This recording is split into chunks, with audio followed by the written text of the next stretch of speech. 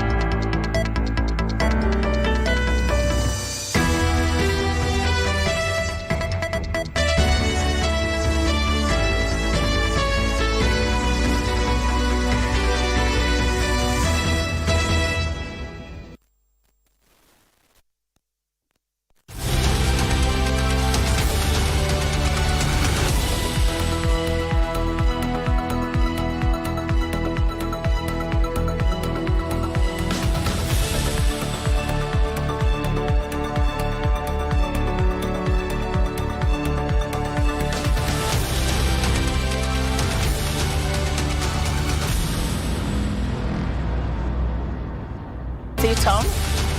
Yeah, I'm happy to be back. But it was just a couple of days, you know. And I've realized a break is good for the heart and the mind. Welcome back.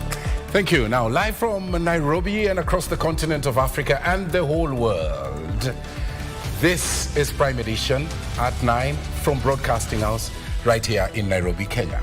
Tonight, Nakada launches anti-drug abuse campaign, and good news for Creative Arts Film and Classification Board consolidates 7 licensing agencies. That's right. Plus, on the cabinet tonight, we feature a man who rose from a clerical position to a cabinet minister. We will be revealing his name in this live broadcast. That begins right now with a look at our top stories.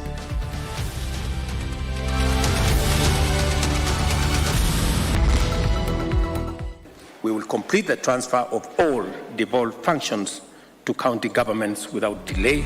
Strengthening counties. President Ruto pledges full transfer of functions to support implementation.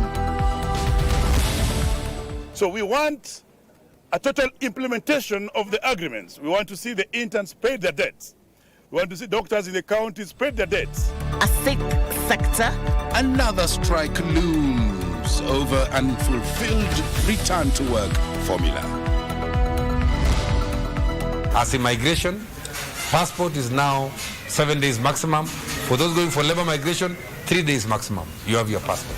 It's now 3 days. Government's new timeline to issuance of passports.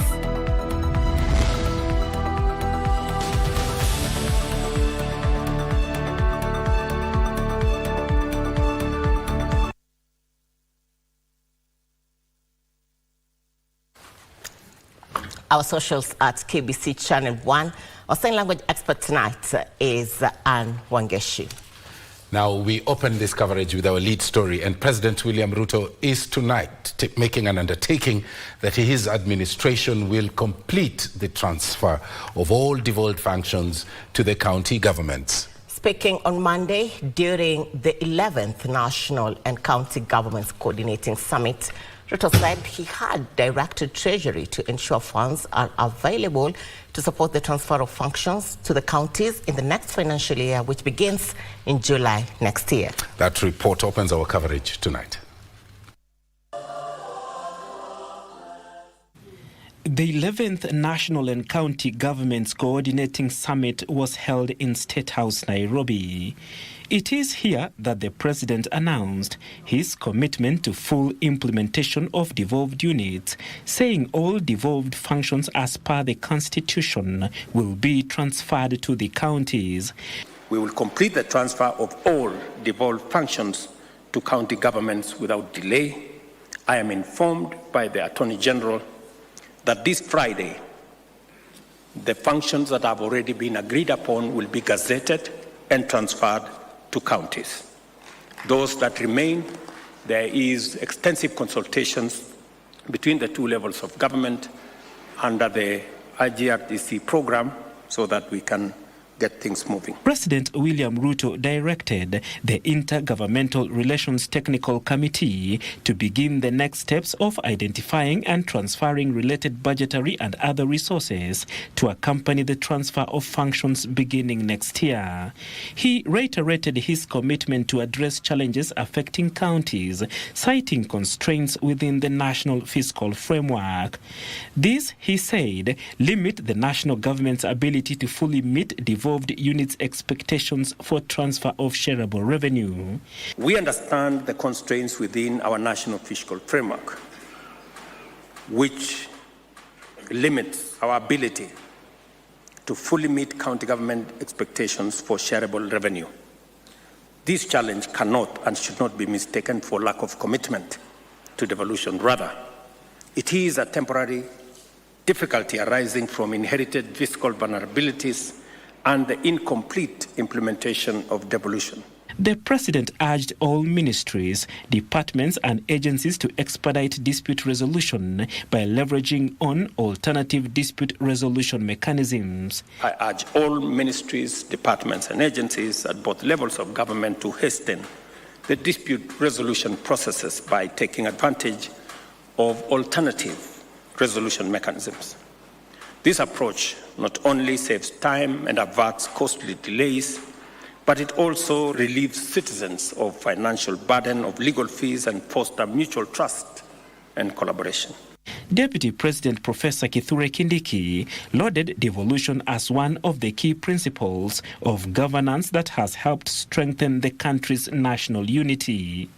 This is a demand, a requirement by the Constitution that the two levels of government must work together through the spirit of consultation, cooperation, mutual respect, and coordination so that the people of Kenya can benefit from devolution. That the national government shall, in the third quarter, starting January 2025, review budgetary allocation towards county aggregation and industrial parks, CAIPs, by an additional 1 billion. The resources shall be disbursed to support counties that are at an advanced stage of development of the industrial parks, with a further focus on the remaining counties. From devolution to Health Watch, a fresh strike is looming in the health sector following a 7-day ultimatum issued to the government by the Kenya Medical Practitioners and Dentists Union, KMPDU, citing delayed implementation of a return to work formula agreement signed in May this year. Speaking after leading doctors to a peaceful demonstration in Nairobi on Monday, KMPDU Secretary General Davji Atela has further warned of an impending paralysis at Nairobi Hospital due to what he terms exploitation of doctors. Joseph Ahungo reports on the latest development in the medical sector. Monday morning along the streets of Nairobi, Tens of KMPDU officials and junior doctors held a peaceful demonstration accusing the government of turning a deaf ear to their demands. According to KMPDU Secretary General Dav Jatela, doctors in all hospitals will down their tools this Sunday due to an alleged delay by the government to implement agreements which led to a halt of their strike earlier this year. So we want a total implementation of the agreements. We want to see the interns pay their debts. We want to see doctors in the counties pay their debts. That you may have lied to us on 8th of May and say you will implement, and the promises have not been kept. So no more time for promises. During their picket, which began at the Kenyatta National Hospital to Nairobi Hospital, the Ministry of Health offices at Afya House and Parliament buildings, the doctors also declared support for the calls for the ouster of Nairobi Hospital Management and Board. Because I can see young doctors here who tomorrow will be working in Nairobi Hospital. Yes. You really don't want to come here and be mistreated and be underpaid, and at the end of the day, you lose the professional instinct that you have in you. The hospital has 48 hours now to ensure that we have CBS, that we have the condition agreement, that will stop the impunity that has been perpetrated for quite a while now. Despite several assurances by the government that it has done enough to ensure that all Kenyans get better health care and health facilities in the country, looks like a lot more needs to be done to ensure that such industrial actions are stopped once and for all. Joseph Ohungu for Prime Edition. From the doctor's threat to yet another threat by the Kenya Union of Clinical Officers, who say that it will not be offering services to patients under the Social Health Authority over alleged discrimination of its members. According to the union officials, over 1,000 hospitals owned by clinical officers have been denied contracts to serve sharp patients despite having been contracted under the now repealed NHIF. That's right. They've also lamented that their initial right to do pre-authorization of claims have been withdrawn. Here is that report. Monday morning at the Green Park terminus in Nairobi County, the Kenya Union of Clinical Officers led its members in peaceful demonstrations to Afya House, lamenting over alleged discrimination of health facilities owned by clinical officers. We are complaining about over 1,000 facilities that were owned by clinical officers and they were empaneled under the NHF. And they have now been denied the right to see patients. And unfortunately, it is not all patients. It is patients who are registered under the Social Health Authority. They also allege denial of their members to do pre-authorization of claims, a right they initially enjoyed under NHIF. Now they are saying you will not do it directly. What they want is that you have to go through an individual registered under a different body, which is the KMPDC, against the law. The disgruntled clinical officers afterwards marched to the Social Health Authority headquarters, where they also lamented about patients being forced to first seek services at level 2 and level 3 facilities before they are referred to the higher facilities. Every time a Kenya appear in these levels, they are told to go down and start in level 2, level 3. Unfortunately, every medical cases are emergency. Now, whenever you turn away a patient who needed attention or an intervention that could not wait for 2 or even 10 minutes, that is to mean you are sending Kenyan to death. From this day, there is no clinical specialist who is going to see any patient. Na kama hii maneno haitasuluhishwa, very soon we are going to down tools. These stakeholders in the private health sector have issued a 14-day ultimatum for a formation of a reconciliation committee to consolidate all debts left by NHIF and liabilities occasioned by the transition to the newly rolled out Social Health Insurance Fund. We are calling upon the Ministry of Health and SHA within the next 14 days, please institute a proper reconciliation process of the NHIF liabilities, number 1. Number 2, we want the report of the transitional committee that was appointed in February this year to be made public. After hours of demonstrations, the medics have vowed that if their issues are not adequately addressed, they will be issuing a strike notice. Nancy Okware, reporting from the Social Health Authority headquarters, Nairobi. And that story brings us to our first break right here on Prime Edition. And we are just getting started. We'll be back shortly.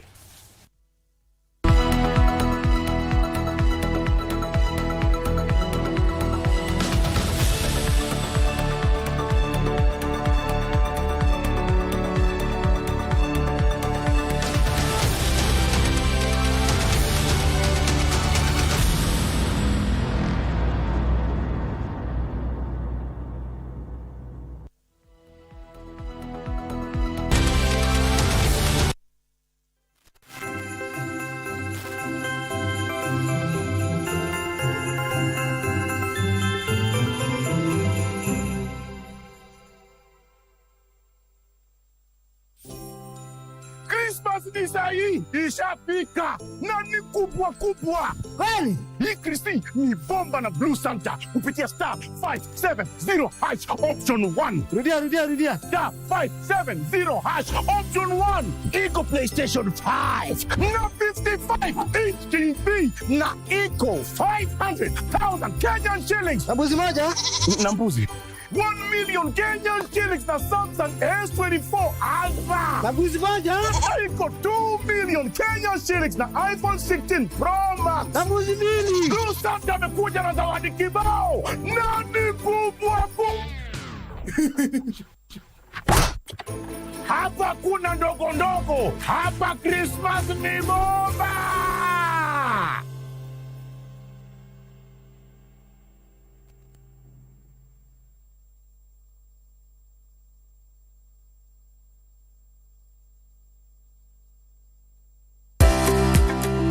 Kenya Coast National Polytechnic is one of the leading TVET institutions in Kenya. Our hands-on training has ensured that our graduates acquire the necessary skills and competencies as required by the industry, leading to their absorption in the job market.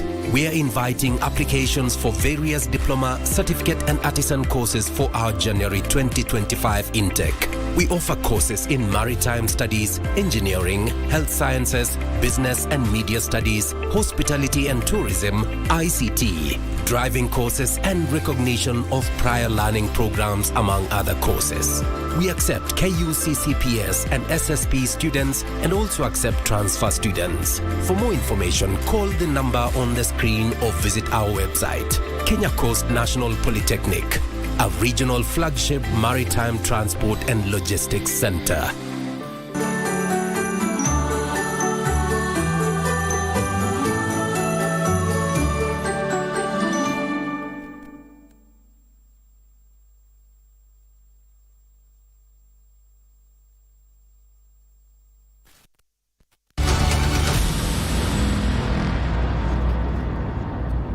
Welcome back to Prime Edition. Speak to us. Let us know what you care about in this live broadcast. Our socials at KBC Channel 1 on X, Facebook, and YouTube.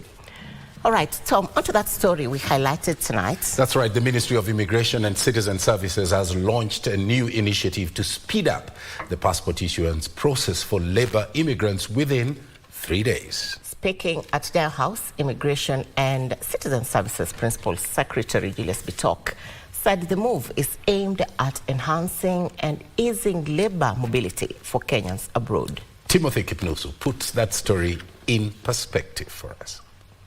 Long wait for passport issuance process for labor immigrants will now be a thing of the past. This is after the government launched a new initiative to speed up the issuance process. Immigration and Citizen Services Principal Secretary Julius Bitok announced the new fast-tracking service Monday, even as he underscored the government's commitment to facilitating smooth international employment for skilled Kenyan workers. As immigration, passport is now 7 days maximum. For those going for labor migration, 3 days maximum. You have your passport. So we launched a campaign and we have partnered with the immigration and the DCI so that we can help these people to acquire these passports. We've also realized that 80% of them cannot afford. So what we are doing is that we are pulling resources from friends and those who support us so that we can support this. Speaking at Nyayo House when he handed over passports to 22 skilled labor immigrants, PS Bitok said the Immigration Department is determined to support the president's ambition to increase labor mobility, so as to significantly reduce delays in passport processing for those seeking work abroad. We have over 65,000 passports uncollected here.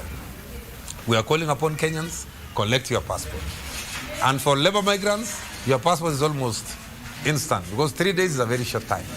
And 7 days for any other person going for other shughuli. He further urged all labor immigrants to adhere to the legal frameworks of the countries they are moving to, stating that their conduct will have a direct impact on the future of Kenya's labor export programs. Use your head all the time when you're out there, okay?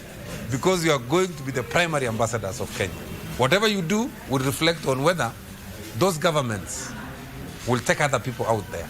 So make sure you do the right thing. So today you have successfully received your passports, and we want to wish you all the best, and we want to congratulate you and encourage all other Kenyans that passport application now is online, it is smooth, it is fast, and it's quick. The government has already entered into agreements with several countries seeking skilled labor, and further deals are expected. Timothy Kipnusu for Prime Edition. Well, the issue of passport issuance has been a conversation that's been ongoing. It's now good to know that there's a timeline, 3 days, before you get your passport. Well, Tom, alcoholism is also a big concern in this country. The National Authority for the Campaign Against Alcohol and Drug Abuse has launched an anti-drug abuse campaign aimed at creating awareness on the dangers of addiction as the festive season begins. The public awareness campaign in Vihiga County comes amid concerns on the challenge of alcohol, cannabis and tobacco abuse in the county. Vihiga County is grappling with a growing challenge of alcohol, cannabis and tobacco abuse, contributing to the heightened risk of triple threat, increased HIV infections, unplanned pregnancies and further drug addiction. To reverse the trend, the National Authority for the Campaign Against Alcohol and Drug Abuse, in partnership with Vihiga County Government, launched a public awareness campaign to educate citizens on the dangers of drug addiction.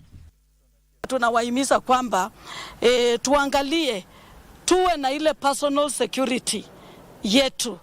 Tujitambue kwamba ninapokaa nje mpaka wakati fulani wa usiku, itaniadhiri vipi mimi kiusalama wangu. Vihiga County Commissioner Florence Shitawa urged area residents to celebrate the holidays responsibly by avoiding illicit substances such as cannabis and unregulated alcohol. Watu wakijelewa na usalama wao binafsi na kuchangia kwao katika usalama wao, nafikiria tutashirikiana pamoja kama county na kama security team. Sentiments echoed by Vihiga County Police Commander Zachary Bitok, who said personal and community safety remains a priority during festivities, urging motorists to exercise caution on the roads. Crime rates are going up, and we are attributing all this to the abuse of alcohol and illicit drugs. Nakada Western Region boss Eunice Arubia said addiction to cannabis and other illegal substances has severe consequences. Hakuna mambo ya kutumia dawa za kulevya na kuleta vurugu hapa na pale na kuhatarisha maisha ya watu barabarani, hata nyumbani kukosekane na amani. Only on health but also socially. Nakada ya kwamba leo hii tuko katika kaunti ya Vihiga. The conversation on how to mitigate climate change is still ongoing. Policymakers being urged to reinforce legal as well as financial frameworks to unlock the critical climate finance at the grassroots levels. Kenya Climate Change Working Group Chair John Kioli says despite the availability of global climate funding mechanisms, many counties are struggling to effectively access and mobilize these funds, as reported by our reporter. Insufficient capacity to design and manage complex climate projects, a lack of legal clarity on fund distribution, and weak institutional frameworks have been highlighted as barriers to track and report on climate finance use. To address this, climate change experts are urging policymakers to champion for policies which will unlock efficient deployment of climate finance. The platform brings together members of county assembly from different counties. Therefore, we are looking forward to ensuring that their skills are enhanced so that they are able to really play their role in terms of monitoring these resources and, most importantly, mobilizing and effectively implementing climate action programs that will result in enhancing community resilience. Kenya Climate Change Working Group Chair John Kioli says many counties lack the necessary legal frameworks to navigate national and international funding opportunities or to manage large-scale investments aimed at mitigating and adapting to climate impacts. Issues of finance are very critical. We've seen that FLOCA has come in and the legislators have said they are going to be the proper watchdogs of this money to ensure that this money is utilized well to the purpose of the communities. We have seen a lot of vibrancy, meticulously handling issues of climate change from the county assemblies under the leadership of the Kenya young members of county assemblies. Experts have also pointed out the importance of fostering local-level legal and financial frameworks that are adaptable to the unique challenges faced by communities most vulnerable to climate impacts. I want to engage members of county assembly to take this conversation to the people that their lives is being touched by climate change. That's the people of Kenya, and the people of Kenya generally come from counties. These adverse effects of climate change are felt mostly at the community level.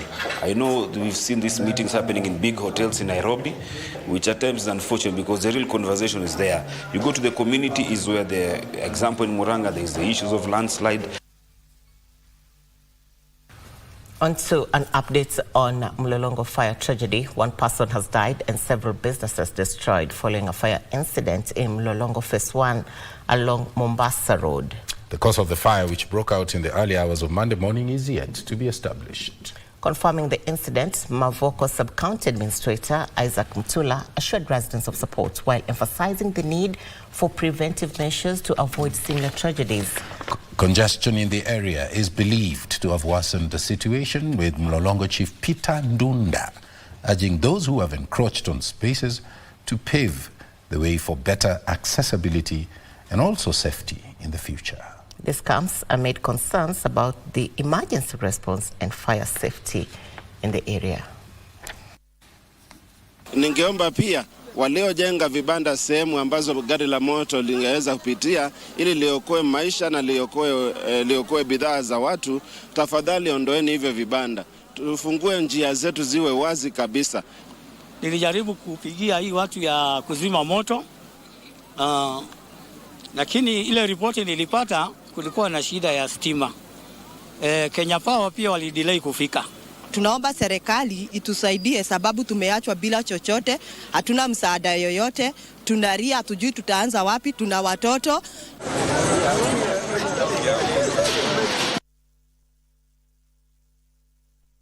Now, organizations that focus on social and environmental issues are urging the government to consider incentives to pool more of such institutions to help in uplifting livelihoods in vulnerable communities. Players that took part in this year's Elite Brands Awards International and Annual Industry Leadership Recognition Program said with motivations, more organizations will dedicate their energies and time in empowering the marginalized sections of Kenya.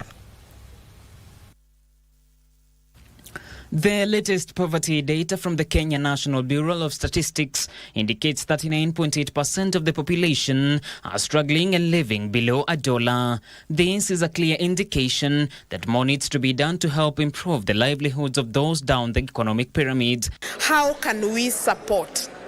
Because our economy is held by the small medium enterprises so that they can be able to grow to middle enterprises and become international brands and move from Kenya to across Africa or even to the world. We depend on people. So when businesses are not doing well, they are not able to pay land and plots on time. They are not even to pay for buildings on time because their work has been affected. This is a clear indication that more needs to be done to help improve the livelihoods of those down the economic pyramid. As part of motivation, Elite Brands Awards International is now trying to recognize institutions that play a pivotal role in helping the lower section of Kenya. The reason why we have this particular event is to encourage these particular companies, especially the entrepreneurs and the innovators, to go beyond the call of duty community and be able to serve the society where they come from. We've been putting dedication and always seeing ourselves as our own competitors and trying to always do better every year and every other day. The award organizers saying such institutions that have taken it upon themselves to help the marginalized sectors of the society shall be given some incentives by the government to motivate more to take up the cause. It will always motivate you. When you are rewarded, you are motivated to do more and more good for people. The institutions recognized deal with the improvement of living standards, social ethics, dignity and empowerment among local communities.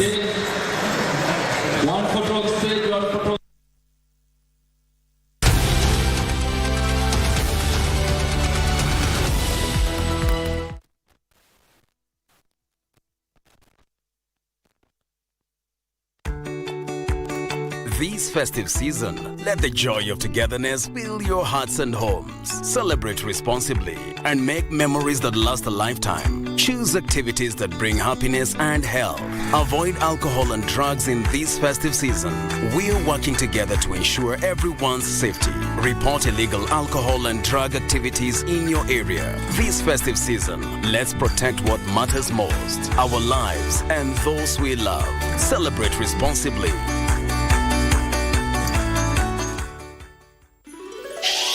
Star 570 hash.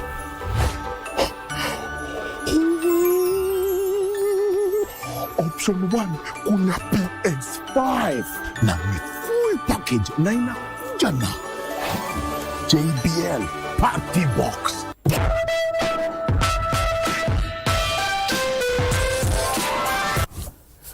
Hiyo boom experience pia iko.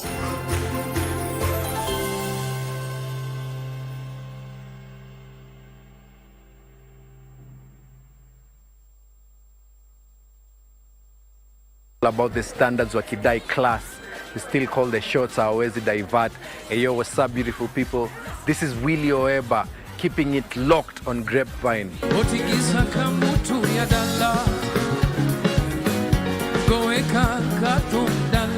Near Square was buzzing with the MC and DJs warming up the crowd before the main acts of the night. Kept attendees captivated by taking on some of his bigger songs. Known for his penmanship, Willie Oeba, alias the Word King, has always left the crowd wowed. When I make you mad, I will apologize, and when you're mad of my apologies, I'll start apologizing for my apologies. Over the weekend, delighted beer enthusiasts and music lovers of Mugithi were treated to a night of relaxed enjoyment.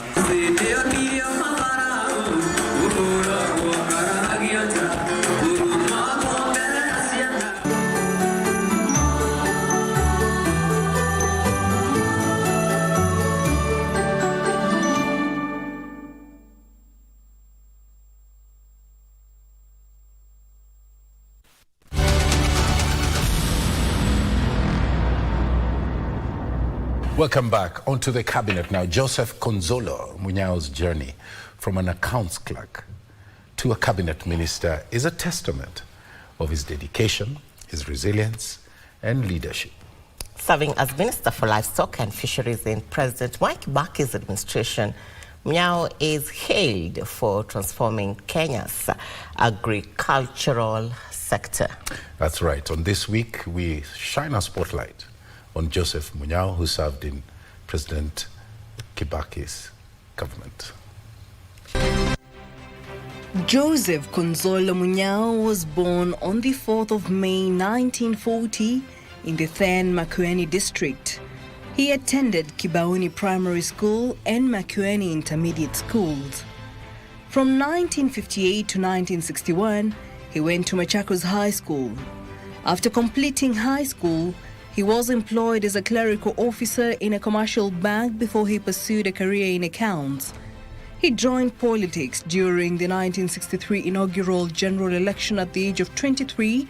He contested what was then the Mombasa mainland seat, comprising Changamwe, Kisauni and Mtongwe, but lost. Munyao would later meet the late President Mwai Kibaki, and the duo became lifelong friends. He would later ditch the banking sector and join provincial administration as an accountant from 1965 to 1968. To broaden his experience, Kibaki secured a posting for Munyao as a financial attaché in London from 1969 to 1972. When that ended, he was elected Member of Parliament in 1975 in his home district after winning a by-election after a successful petition challenging the election of Joseph Kalulu, winning the Mboni parliamentary seat. He later served as an assistant minister in Kibaki's office when he was vice president. The infamous 1988 Mlolongo Q voting system would see Munyao lose the seat to Johnson Macau after Kibaki fell out with then-President Daniel Arap Moi. At the end of 1991, the two would reunite politically with a return to multi-party politics. They formed the Democratic Party the following year, and Munyao recaptured his Mboni seat on a DP ticket. In 1995, John Kim, the DP Secretary General, defected to Kanu. Munyao replaced him.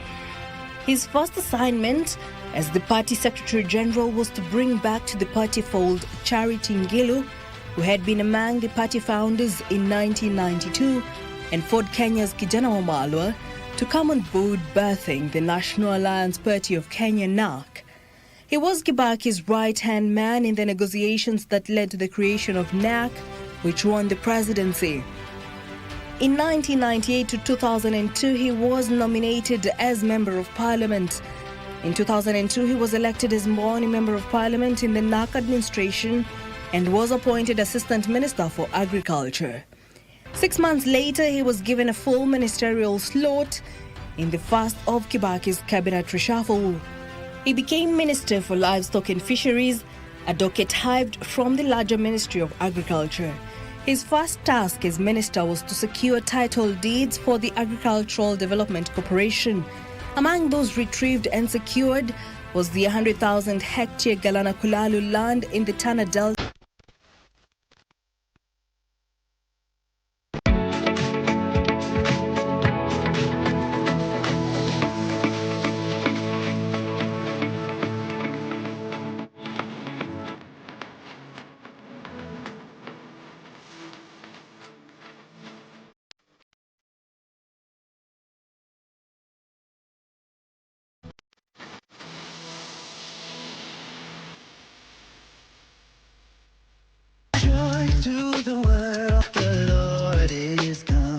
The holiday season is here again. Surprise! Bella Christmas! It's family time. Hey! So I'm making more money! It's a season to be jolly, and so grab a seat, relax as your favorite Christmas hosts line up to indulge you this year.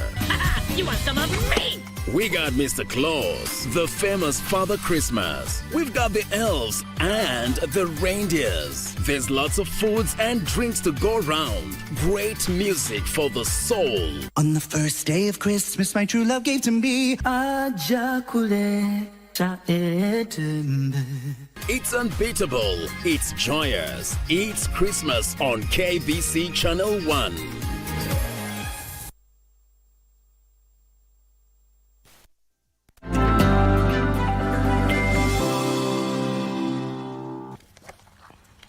Welcome to Channel 1 Business. All public learning institutions will be required to transition to cleaner sources of energy by the year 2028 to boost the use of liquefied petroleum gas from 24% to 70%. President William Ruto, while commissioning the liquefied petroleum gas project for learning institutions, says the project is part of a broader strategy to promote clean, sustainable energy solutions while enhancing energy access for millions of households. Frederick Ngoki with that report. The government targets to expand the use of liquefied petroleum gas across the country to help reduce the carbon footprint and combat air pollution from traditional cooking methods. President William Ruto, who commissioned the LPG project for all public learning institutions, says the transitioning into the use of clean energy mitigates environmental degradation caused by wood and charcoal use and contributes to the country's efforts to meet its carbon emissions reduction targets. Hapa tunaanzisha mradi wa serikali ambayo itahakikisha ya kwamba mashule yetu 11,000 katika taifa letu la Kenya itaunganishwa na gas. Tuache mambo ya kutumia makaa na tuache mambo ya kutumia kuni. Development of bulk LPG import, storage and handling infrastructure facility. Infrastructure development, we have already started work at Kenya Petroleum Refinery Limited, and also with the Lake Gas coming in place next year. Then we'll be able to have bulk procurement. Implementation of the project is expected to help Kenya double LPG usage to 15 kilograms per capita per year, while enhancing LPG penetration from 24% to 70% by the year 2028. It's a project that we are not going to spend so much government money. This project is going to be financed by the private sector. As we buy cars from them, they will be required to install all the LPG tanks in our schools and in our other facilities. During the commissioning ceremony, President Ruto underscored the need to transition to cleaner sources of energy. Now into the future, we will transition the purchase of gas in Kenya to an open tender mechanism. We will now have an OTS that is going to support the purchase of gas competitively so that we can get competitive prices and we can leverage on the scale that we have as a country. Frederick Mwoki for Prime Edition. Play the video.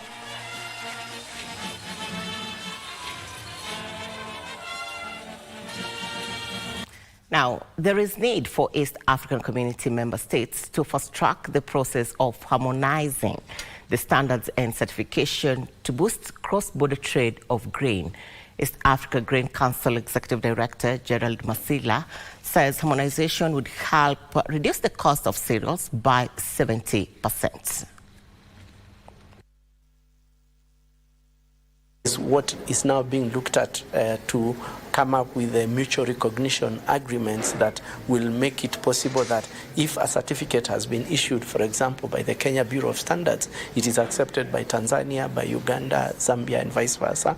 And all those are part of the issues that we are looking at. We are working together with the support of AGRA and the other development partner to create a mutual recognition framework where countries recognize each other's certification, sampling, and testing method, so that when goods are at the border are able to be cleared within the shortest time. We found out there are a number of, government-imposed regulatory barriers to moving this trade from the surplus to the deficit areas. From trade to smart health, automation is talking and procurement is helping enhance delivery of key services to the public. Government agencies like the Kenya Medical Supplies Authority, KEMSA, says introduction of an integrated logistics information system has helped reduce cases of stockouts in health facilities from the previous 15% to 3%, as Alan Auko now narrates. The management of inventory in most government agencies was in the past done manually, often occasioning stockouts. This has prompted agencies like the Kenya Medical Supplies Authority to digitize their operations in efforts to improve access and service delivery. Basically, the system ensures, first of all, we understand the commodities that we are releasing in KEMSA and in the health facilities are known where they are. The introduction of an integrated logistics information system means the agency effectively tracks, manages and replenishes medical commodities within its supply chain. Quantification, placing the order, and also it guides during review of data and subsequent use within the ordering cycle. That platform can actually direct you that you are at point X, along the road you are going, there is dispensary X which you can access family planning services. So far, 8,500 out of 9,500 health facilities have adopted the system for managing commodities, ordering and receiving of their supplies. And also at the level of KEMSA, the system helps us to release commodities to the health facilities with understanding of the consumption patterns from the health facilities. And we ensure they remain available at any one given time throughout the cycle of the whole year. The Integrated Logistics Information System was developed with support from the United Nations Population Fund, the National Council for Population and Development, and the Division for Reproductive and Maternal Health at the Ministry of Health. Alanako, Prime Edition. There should be concerted efforts in enforcing mining laws to ensure all operations meet safety standards. Mining Engineers Society of Kenya Chairman Joseph Komu says training miners in safety and technical practices is key to enforce safety and prevent tragedies. At least 17 fatalities and several injuries have been reported this year in mining sites, with the latest tragedy in Marsabit claiming 10 lives in a collapsed gold mine. Mining Engineers Society of Kenya wants the involvement of mining engineers in all operations made mandatory. They argue that unsafe mining has been undermining the sector's potential as a driver of economic growth that has the potential to contribute 10% to the economy as opposed to its current less than 1%. Our members have grown to over 100 now, with several corporate members joining our ranks. We have conducted site visits to mines and industries. We have engaged in training of artisanal and small-scale miners. Our voices have been heard in key mining conferences, and we have contributed to the development of mining policies and regulations. We at the ministry deeply value your expertise and continue to tap into that pool through employing engineers as inspectors of mines and inspectors of explosives. This helps to bolster the oversight laws and assures compliance with regulations to address emerging and existing challenges, especially in the artisanal mining sector. The intensified calls for enhanced training initiatives for artisanal miners to improve safety and technical skills. Trevor Ngendo for Prime Edition.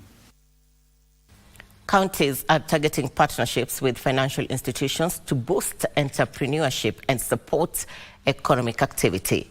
In Machakos, the CEC for Trade, Industrialization, Tourism and SME Development, John Kilonzo, says there is need for tailored financial solutions to power the growth of businesses and individuals.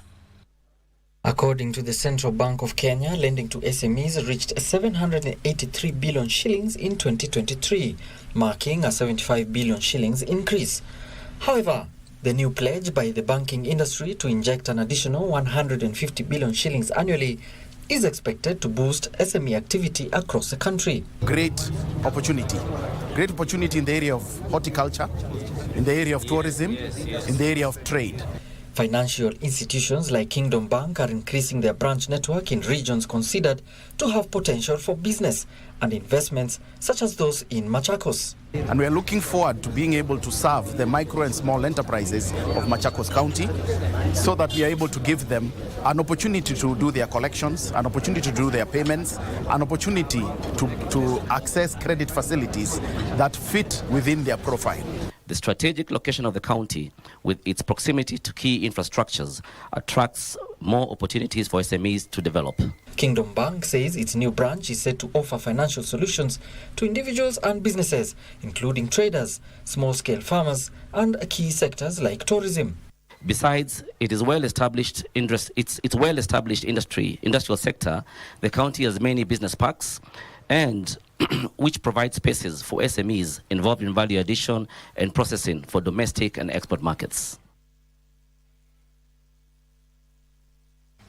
And on that note, we come to the end of business news. Bernard Kochokumu is on standby with the sports. Bernard, what is the latest in the world of sports? Indeed, thank you so much. We have a lot of plenty for you this particular evening, including the ongoing Yala Games, that's the East Africa Interparliamentary Games ongoing in Mombasa. And indeed, that's where we begin from, where the Kenya Parliament's men's basketball team hopes of bagging gold suffered a hit after now 53-52 loss to defending champions Uganda in the men's basketball finals played at the KBC Online grounds in Mombasa.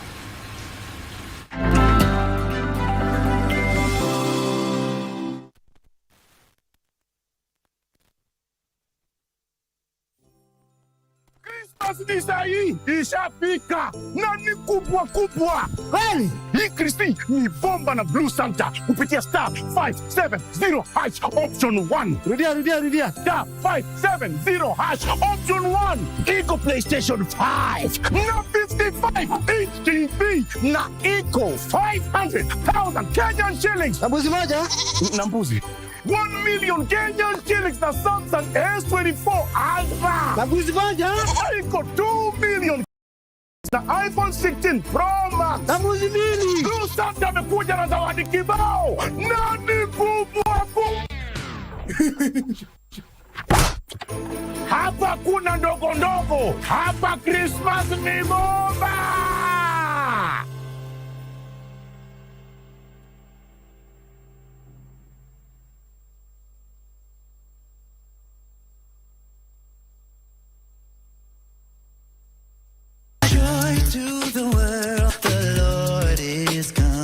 The holiday season is here again. Surprise! Bella Christmas! It's family time. Hey!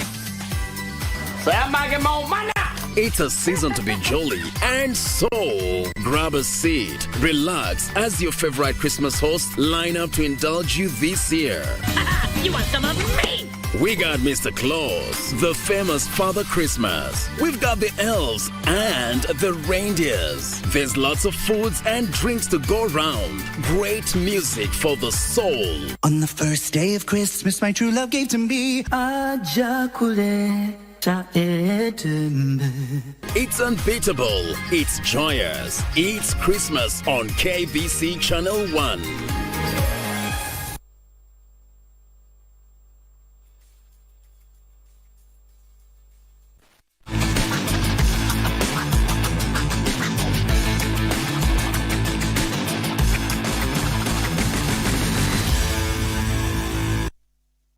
Welcome back, and after that crispy tease, it is time to get into the gist of the matters, and we begin in Mombasa, as earlier mentioned, where the Kenya Parliament men's basketball team hopes of bagging gold suffered a setback after a narrow 53-52 loss to defending champions Uganda in the men's basketball finals played at Makupa grounds in Mombasa.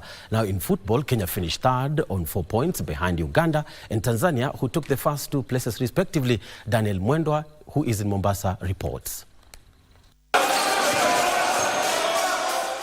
The two teams began the game on high, each capitalizing well their chances, with the first set ending 13-12 in favor of Uganda. In the second set, both teams were better, but Uganda won the set 15-14.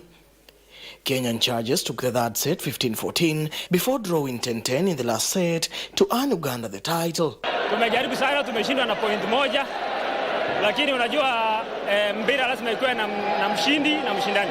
Asiyekubali kushinda sio mshindani. Tumefunga hizo nchi zote. Hii tu Uganda tulikuwa tumejiamini. Nataka kusema tu ni kwa bahati tu, yani Mungu tu yani amewezesha tu, dakika moja tu hivi tungewashinda. There's nothing that unites people better than sports. And when we see our members of parliament from our different countries drop their political differences, regional differences, decide to play a game, not to lose or win, but to celebrate the East Africa community, it's the most refreshing thing. In football, Bunge FC lost 2-0 to Tanzania. Early first half goals from Tanzania assured them a win, which saw Kenya finish in the third place on 4 points, as Uganda and Tanzania took the first two places on 12 and 7 points respectively. As the curtains of the 14th edition of the Iyala Games come down tomorrow here in Mombasa, the Kenyan team is optimistic to know their fate tomorrow on how they performed overally. Reporting for KBC Channel 1 from Baraki grounds here in Mombasa, I'm Daniel Mwendwa. Thank you so much, Dan Mwenda, with the ongoing East Africa Community Interparliamentary Games, which come to a close tomorrow in Mombasa. Moving on, Kenya's Nairobi Water began the defense of their East and Central Africa Handball Senior Club Championship on a losing note after going down 28-25 to Uganda Police in the 42nd edition of the tournament ongoing at the Amahoro Stadium in Rwanda. Now, despite getting the first goal, Nairobi Water trailed 11-14 at halftime to the Ugandan ladies and failed in the accuracy in the second period to narrowly lose the match by 3 goals. In other matches played today, ESC Nyamagabe defeated University of Kigali 32-30, while UB Sports of Rwanda lost 33-36 to SOS of Burundi. 14 teams from 5 nations are competing in the tournament, with Kenya being represented by Cyril's Men and Nairobi Water. The other teams are Juba City, Cobra, Uganda Prisons, APR, Uganda Police and Gishumbi.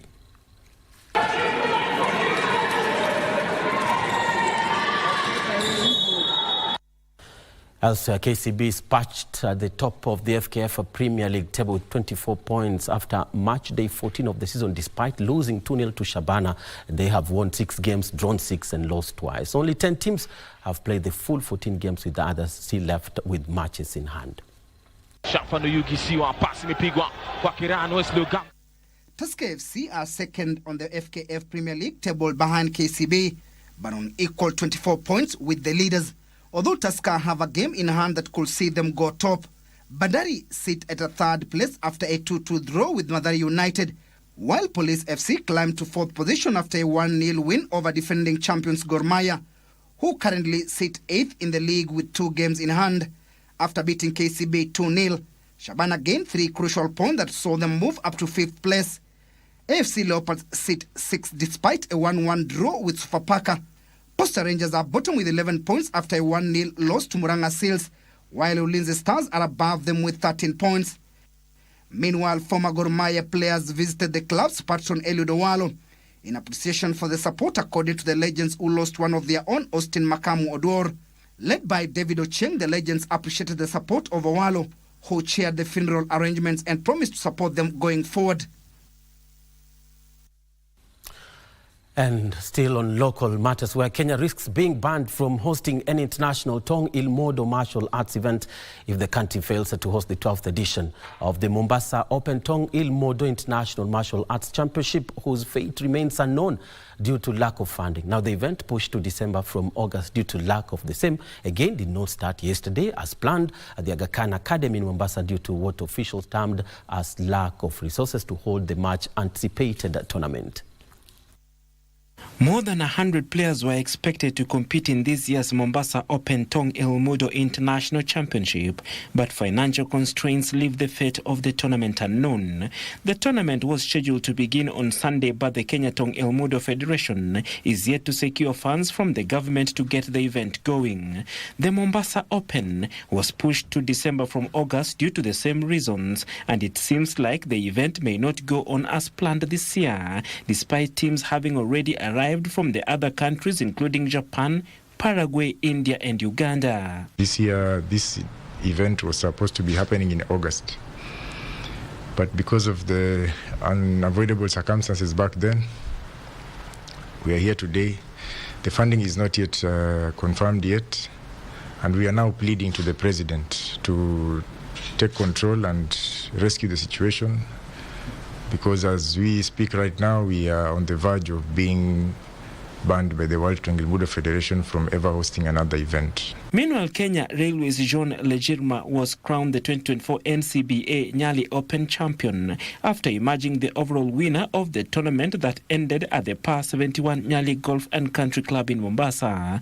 The golfer started on the first day on Friday, carding a 2 over Par 74 gross, played an excellent 3 under in the second day, and rounded up with a 1 under Par 70 gross to claim the overall prize of 130,000 shillings.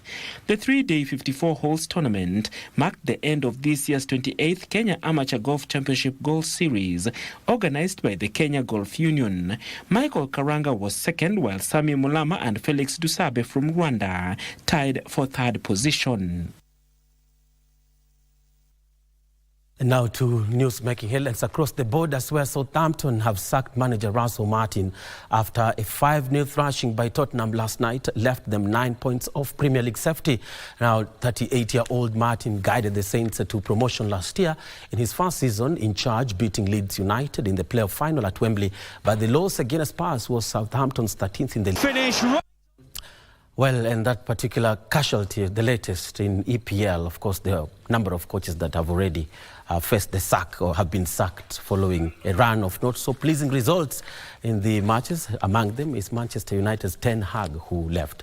Who is next? Anyway, that's how we put a cap on tonight's edition of Sports. Thank you so much for watching. And back to Tom and Irina to bring it down for us. I'm Bernardo Kumo. Have a lovely night. Thank you, Bernard. Okot, Okumu. Okot is his middle name. Sometimes I whisper in his ear, he's our last one. Well, that's all we had time for. We've got to go now. And just a quick one. We had a story of 6 people in Migori who died following the heavy rains that have left in their wake death and destruction. That's not a good way to end a bulletin. But what was the weather focus like, by the way? Favorable weather conditions over most parts of the country, but then the weatherman says both conditions will continue over most parts of the country in the next 24 hours. So that means we need to be careful. Keep warm. And also be warm. Oh, yes. Yes, and look after our loved ones, right? Oh, yeah, that's true. That's true. Well, we got to go now. Remember, tomorrow we'll be back again. Want to thank you. Want to thank the back-end team as well. And thank you, the viewer, for making Prime Edition your channel of choice. My name is Tom Boyer. My name is Mchumo Dim. Good night and God bless.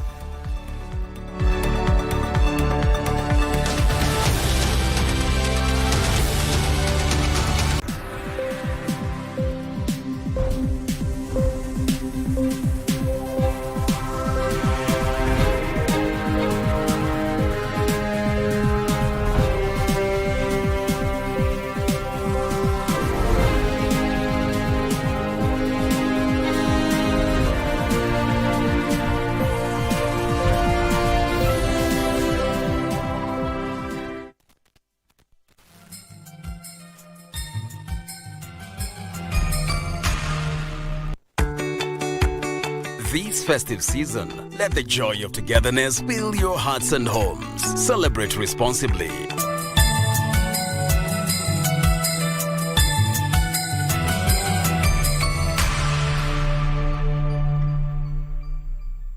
Report illegal alcohol and drug activities in your area. This festive season, let's protect what matters most, our lives and those we love. Celebrate responsibly.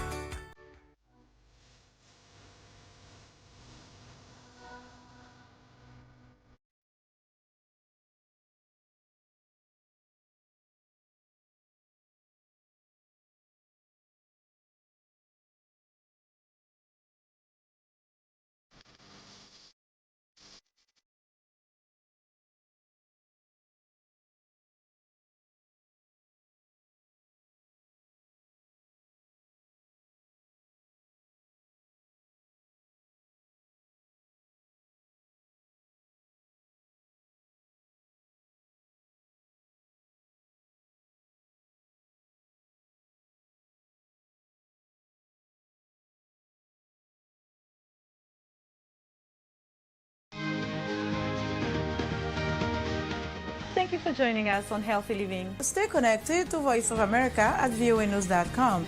A look at your kidneys and how they impact your health. And an expert discusses chronic kidney disease and how to protect yourself. And Ivorian psychologist Noor Bakayoko shares some insights on bullying and what can be done. It's important to avoid major events or major health crises. How do you know if your cough is due to a serious condition? We'll have some answers. Stay well and strive to make every day a healthy day.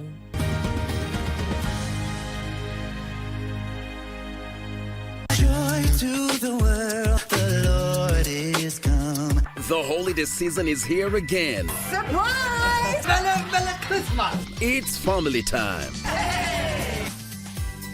Say I'm making more money. It's a season to be jolly, and so grab a seat, relax as your favorite Christmas hosts line up to indulge you this year. You want some of me? We got Mr. Claus, the famous Father Christmas. We've got the elves and the reindeers. There's lots of foods and drinks to go around. Great music for the soul. On the first day of Christmas, my true love gave to me It's unbeatable, it's joyous, it's Christmas on KBC Channel 1.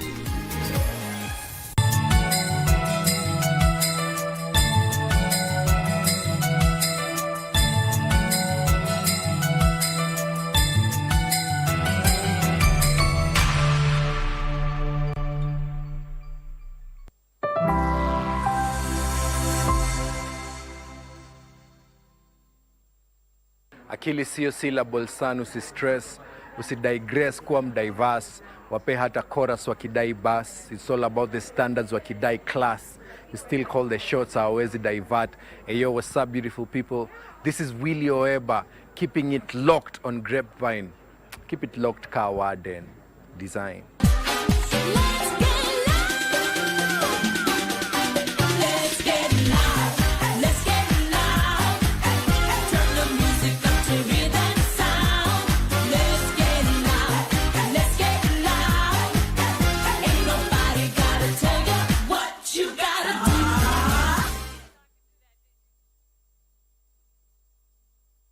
Wagwan, welcome to the biggest, the baddest, extraordinary, sensational show right here in the 254, man. This is Grapevine. It's the month of December, and kama kawaida, we are embracing it, manze, yeah? Remember, making it to December is not an easy thing, so kama uko alive, wherever you are, man, make sure siku isiishe before you go down to your knees and thank the Most High God, man. I'm right here kukuletea sherehe after sherehe because this is the month of sherehe, man. Yours truly, the party daddy, is right here kukuletea nini? Sherehe. Feel free like a boss because niko na show moja ya vungu, yeah? What you gotta do? So Wagwan, what's going on? I'm coming to you from 254B District right here at the Delta Towers where Shione Live event is bringing you the one and only Prince of Rumbaken. I'm talking about Yabadu. And Yabadu has a big show tonight, man. It's called Sherehe Bila Pressure. Also, we are expecting to see the lights of, Irosh, Juan Costa, among other artists. So without wasting time, let's enjoy the Rumbaken, baby. Let's go. Otikisa kamutu ya dala Goeka katum dala. Yaba, the Prince of Rumbaken, has had one of the most successful years in his career this year. Muko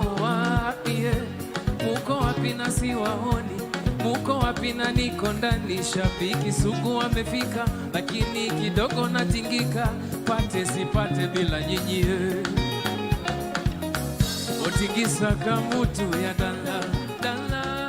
Yaba, who does Rumbaken, which is new school rumba. Oh baby mama panda taxi, usichelewe hapa ngangana na matri. Juleo sioni mama safe, lazima utoke, rada ni safe. Oh baby mama panda taxi, usichelewe hapa ngangana na matri. Juleo sioni mama safe, lazima utoke, brother ni safe. Not forgetting that this year he dropped his second album, dubbed Zitakazopendwa, which he featured the big names in the industry. I don't do one competing God color, I'm the pieces. Baby, you already know what kind of loving this is. Get him on them serious. Gotta get up, something special, magical. Sherehe Bila Jasho was just one of the Yaba's experience.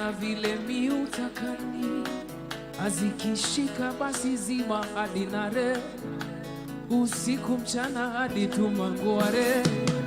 Okuna vile we ufanya ni, kuna vile mi utakani oyo, azikishika basi zima hadi nare. Get It and Jatello are some of the songs Yaba performed as he built the momentum of Rumba Kane in the house before inviting some of the surprise artists.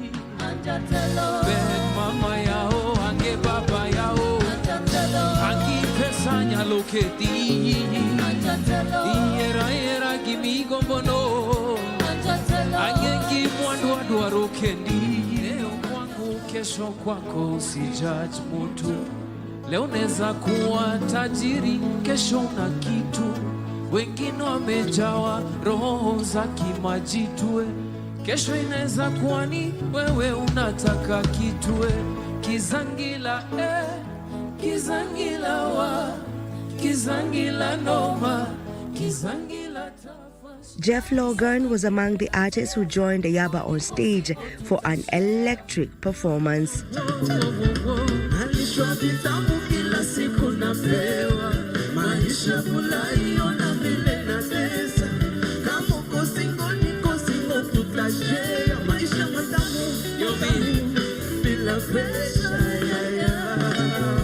Coastal Juang, a Kenyan singer-songwriter, also joined on stage and they performed their legendary song Atieno.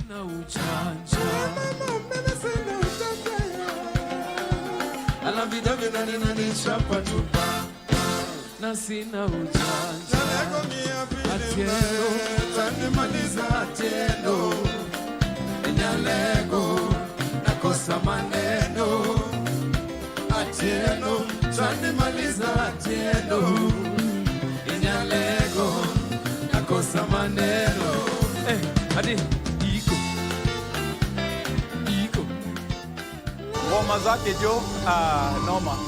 You know, if you can't make it to Congo or you can't get Palipupa every day coming to Kenya or Peregola, at least right now I can easily compare Yaba's music to Palipupa. I can easily compare Yaba's music to Peregola.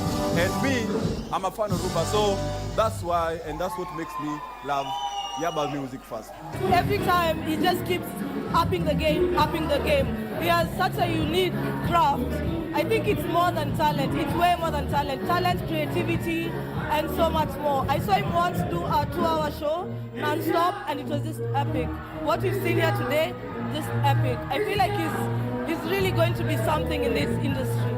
Big shout out to Yaba, the Prince of Rumba Kane. Yani Yaba has been doing really good, man, especially in this year of 2024. Hopefully next year, Yaba utafanya big things again. Away from that, we are heading straight to Eldoret where Beer Fest went down. And this time round, the lineup was sick. I'm talking about, Nameless Saru alongside DJ Protege. Let's check it out.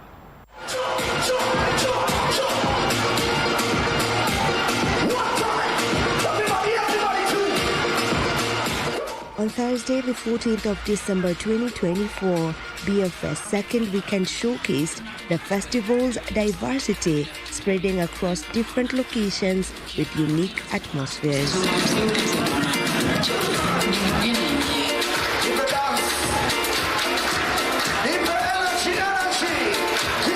Tonight we bring the highlights from one of these locations, that is Eldoret.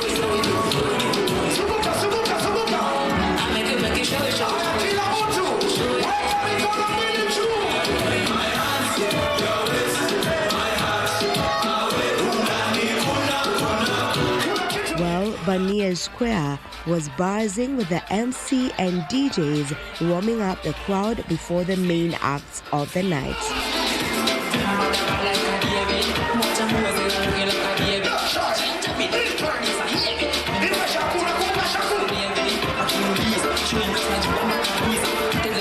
Next, popular female artist Saru took the stage.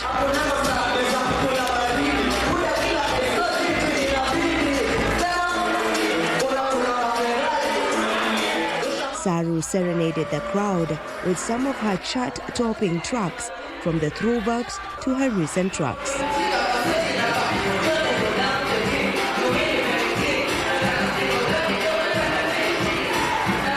Nameless was the final performer and the headline artist of the evening.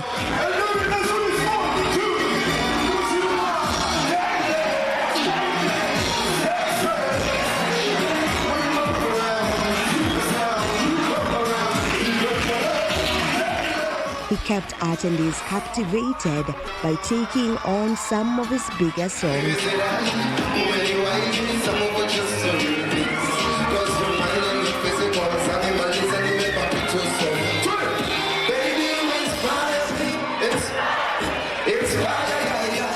At one point, he took the crowd down the memory lane by paying tribute to the late Isa and the late Kirat.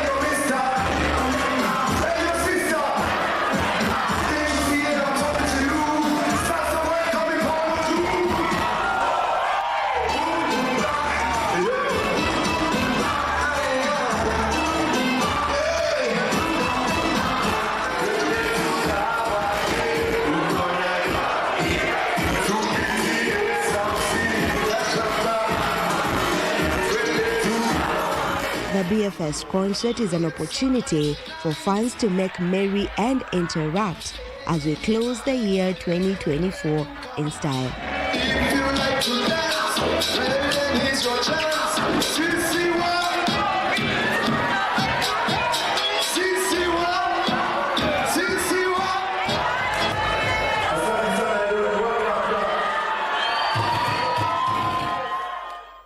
Watu wa Eldoret wagwan. I hope you guys enjoyed Beer Fest hapo Benia Square, manze. Right about now we are taking a break. Feel free like a boss to catch me on my social media handles at Jack Muller and of course at KBC Channel 1. See you right after the break. Bye. What you gotta do?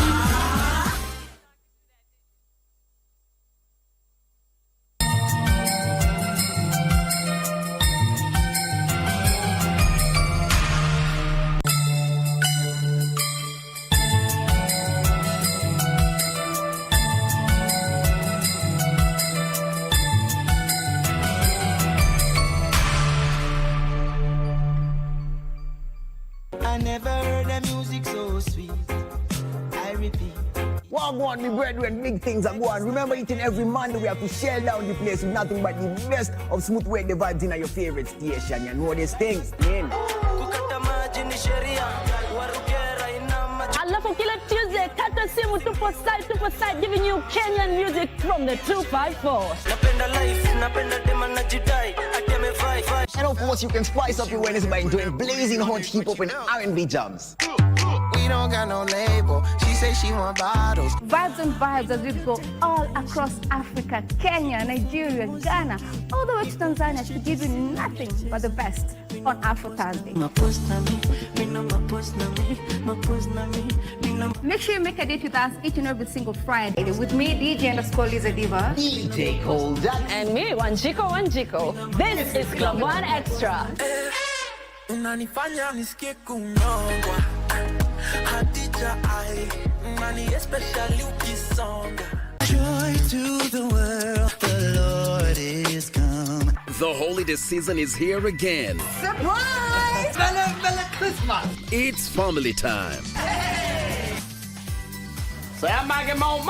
It's a season to be jolly, and so grab a seat, relax as your favorite Christmas hosts line up to indulge you this year. You want some of me? We got Mr. Claus, the famous Father Christmas. We've got the elves and the reindeers. There's lots of foods and drinks to go around. Great music for the soul. On the first day of Christmas, my true love gave to me a jaculé. It's unbeatable, it's joyous, it's Christmas on KBC Channel 1.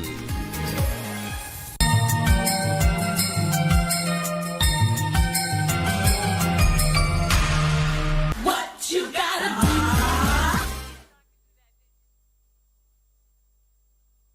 Joe Wagwan, man, right here tonight we are at Kenya National Theatre to celebrate a champ, a King Kong. I'm talking about Willie Oheba, who is a wordsmith, man. Willie has been doing his craft for 10 years. And tonight we are right here to celebrate him and even to embrace what he has done in the poetry industry, man, yeah? Also, we have a lot of activists in the building. So without wasting time, I want us to celebrate the 10th year anniversary of the one and only, my brother from another mother, Willie Oheba. Let's go! He taught me to be everything that I want to be, but the best thing is to be myself. That I can never have everything, nor the excuse of not having them. That I trust you is a better compliment than I love you. Oebaism has been a river in which poet lovers swim in. Known for his penmanship, Willie Oeba, alias the Word King, has always left the crowd wowed by his stage command and his lyrical lines on social justice for a decade. Freedom.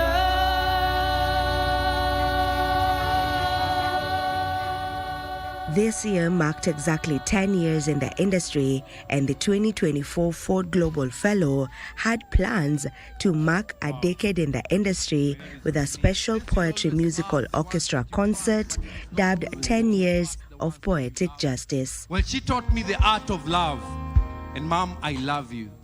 When I make you mad, I will apologize. And when you're mad of my apologies, I'll start apologizing for my apologies. Because my mama never raised voices. She raised the sun.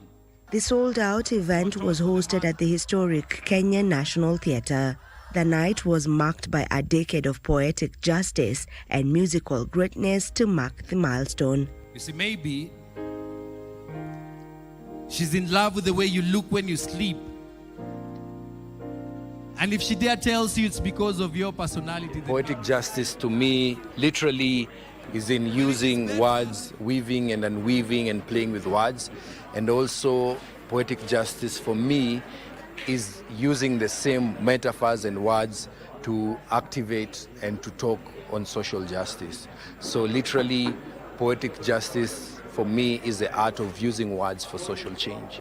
A graduate with a Bachelor of Science in Media Science from Moore University, Willie Oeba doesn't shy away from speaking truth to power, even on controversial topics.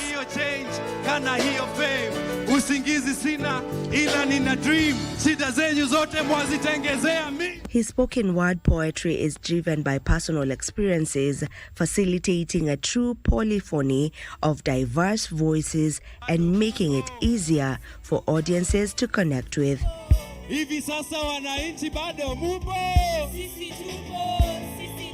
Importantly, it provides valuable insight into emerging social realities by illuminating the experiences and happenings at a personal and societal level. Next time, if they ask you if you still have a girlfriend, tell them, life moves so fast that I have to ask my girlfriend if I still have a girlfriend.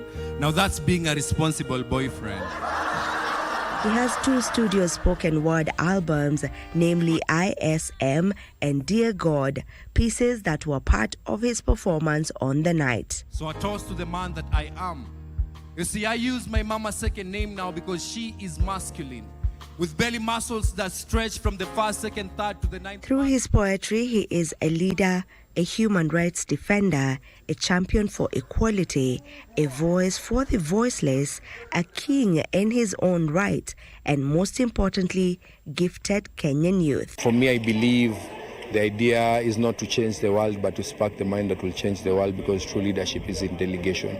So I believe in using my own little ways like poetry, words, matatu, to expand the civic space, and I like it here. I like amplifying voices. I think for now, this is where I should be. Congratulations to you, Willie Oeba, in your 10 years of poetic journey. As you know, art is a very powerful tool, has been used over history to inspire change, right? And so Willie was using poetry to really break down some of these issues to the people through humor, with the art, so that people can understand these things more powerfully. So we really resonated with that. Sijai kuja kwa show yake ingine. Hii ndio yangu ya first na ameni nice. Yani like tuseme ni mtu mwenye naweza taka kukua yeye. Naweza taka kukua kama yeye. His words are so, oh my God, I can't even believe it. He's such a wordsmith. Like, hey, you guys, if you haven't tried it, you should try his next thing. It's so nice, for real, for real. Yeah, I really enjoyed it. It was lovely. Wonders, like, amefanya vitu amazing sana. Na mimi naweza sema niko encouraged through the piece amekuwa akisema. Nime pick up some encouraging words na feel motivated from the show. I have been on the stage for a while. I have done so many pieces, and every stage has its own challenge. Every stage has its own feeling, and for this one has been very fulfilling. It has been very fulfilling, and it was much more of culminating the journey of 10 years and getting another 10-year road plan. Happy 10th anniversary one more time to my G, Willie Oeba. You've been doing, big things, Agwan, and we wish you nothing but the very best. Right about now, we're winding up the show with, a beer fest that went down in Juja, and ilikuwa purely Mugithi edition. Let's check it out.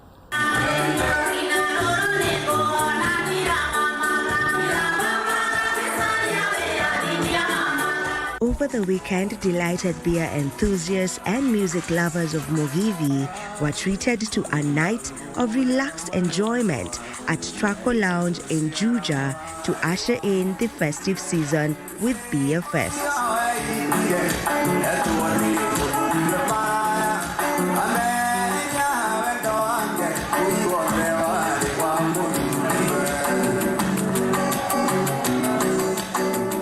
First on stage was Gasheni Kamugithi, who ushered the revelers into the night with her soulful voice and tunes from her original songs and popular covers.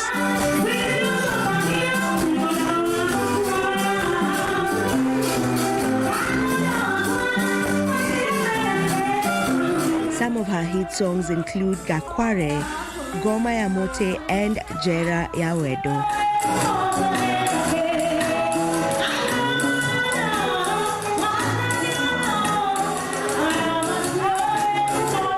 Next up was DJ Dibul, an instant crowd favorite who took the stage to an excited crowd and delivered an outstanding set.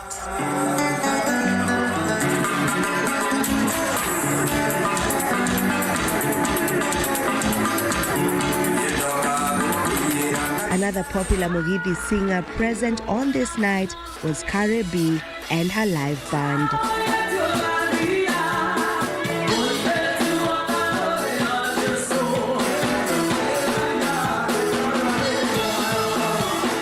As a seasoned actor, prolific songwriter, and electrifying Mugithi live performer, she has effortlessly won many hearts, each one adding depth and dimension to her artistry.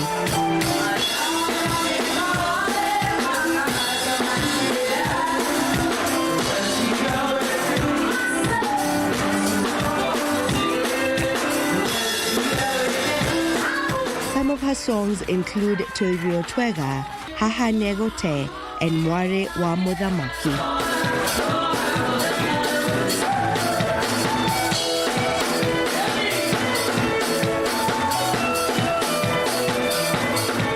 The headline act was Salim Young, aka Nyundo.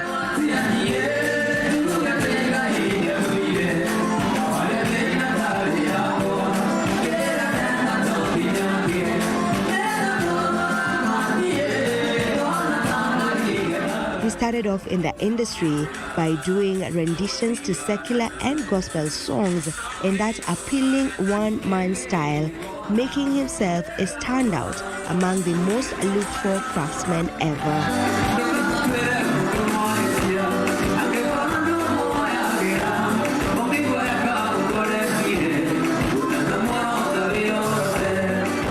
He gave new life to most vernacular and gospel melodies by discharging their remix through his remarkable style and oriented growing artists attempting to find a passage point into the business.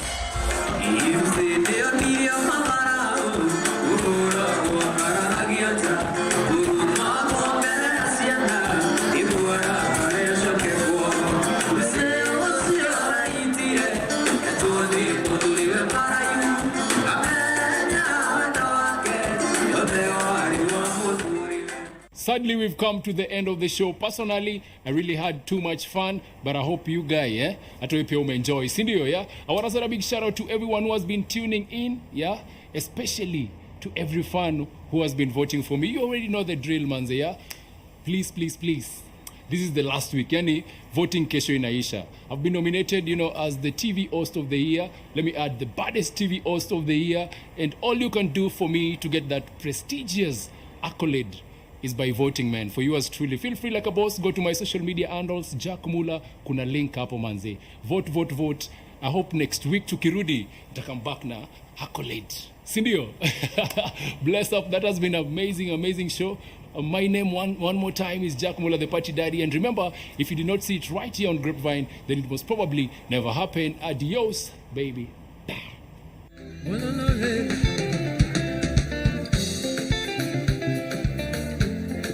Ingoma ninyi mnaimba. Right? Atieno. Hey. Hey. Atieno. Tanimaliza atieno. Nyalego. Nakosa maneno. Atieno. Tanimaliza atieno. Nyalego. Nakosa maneno. Akia mama nyalego. I will never let you go. Twende kwanza ukubodala. Tucheki Costa Ujua. Kutoka wapi? Amerika. Kendo kutapenda kupendwa. Tucheze doba za fisherman. Tuzidi kupondara. Baby, baby, take what you want. Nondo weka temuka kwa hii. Ufungara sio jambo litakusumbua. Otikiti mwa Mombasa Nova. Kademuka kwa hii. Nenda kutwa Mombasa kakoni Indian Ocean. Wogo, adigidigi masauti za na sina ujanja. Nala midogi na nina nishapa tuka na sina ujanja. Adigidigi masauti yo lego yo. Nilikwambia wataifa. Ona sasa. Tani maliza tieno. Tune. Oh no no hey.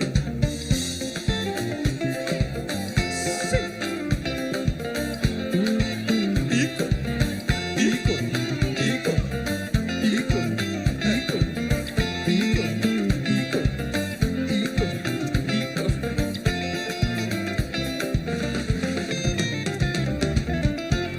Akia mama nyalego.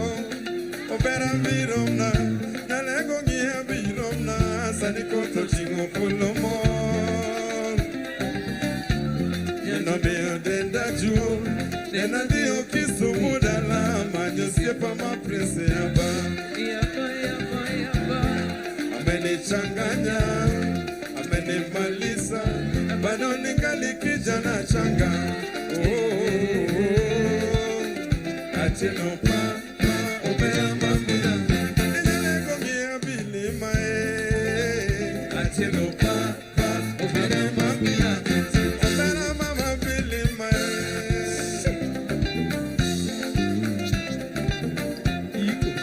Iko.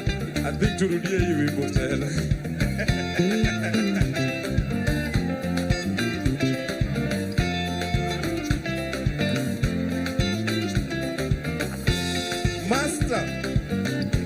Master. Wapindure ya master. Akia mama nyalego. I will never let you go. Twende kwanza utumodala. Tucheki Costa Ujua. Ikitoka Amerika. Kino kutapenda kupendwa. Tucheze doba za fisherman. Tuzidi kupondara. Baby, baby, take what you want. Nondo weka demuka kwe. Ufukara sio jambo litakusumbua. Yo. Motikiti mwa Mombasa Nova. Kademuka kwa hii. Nenda kutwa Mombasa kakoni Indian Ocean. Wogo, adigidigi masauti za pa. Na sina ujanja. Ala vidami na nina nishapa tuka. Na sina ujanja. Atieno. Tani maliza atieno. Nyalego. Nakosa maneno. Atieno. Tani maliza atieno. Nyalego. Nakosa maneno.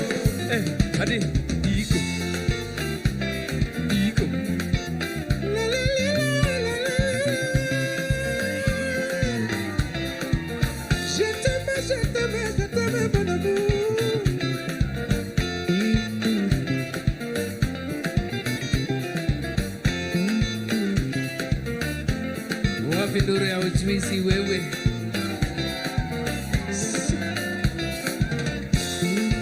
Yena lego, opera biloma, nalego ngia biloma, sanikoto chingo polomo. Yacho donga nyalego, era bilonega kiparona riambo, simanyeo na kochi bigodo. Nothing else. And I do keep to it, and you step on my place. Yaba, yaba, yaba, yaba. Ameni changanya, ameni malisa, amadoni gali kijana changa. Oh, acheno pa, obera mami na nyata, obera mama biromna, acheno pa, obera mami na nyata.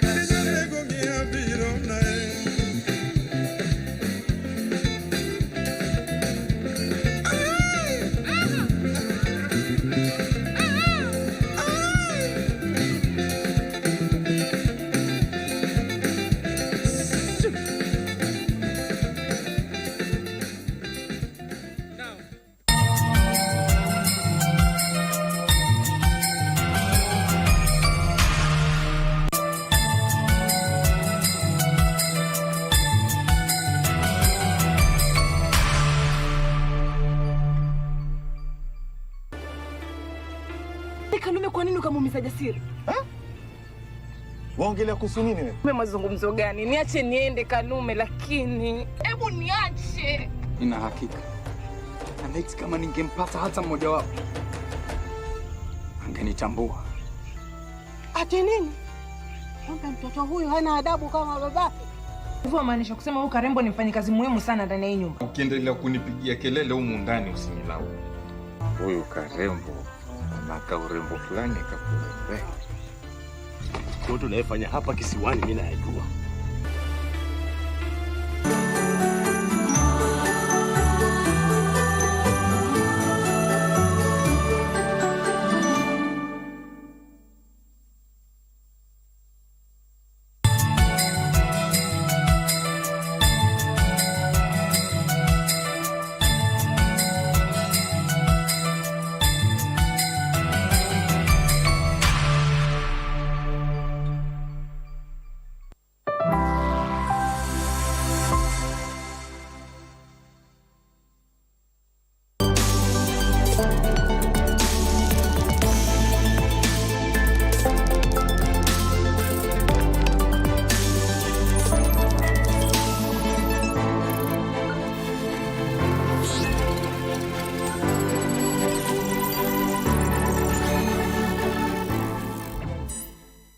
When we talk about innovative businesses, most people think technology. Well, yes, technology is an enabler, but we've also seen SMEs coming up with brilliant solutions which are not necessarily related to technology, but have a social impact in the community, and they are sustainable businesses. Well, today we are at a marketplace and we're going to talk to some of these entrepreneurs, and they're going to tell us how exactly they're thriving and what can be done to support them. The hashtag is Take on Tech at KBC Channel 1. Thank you for tuning in. My name is Stephanie Ayeta.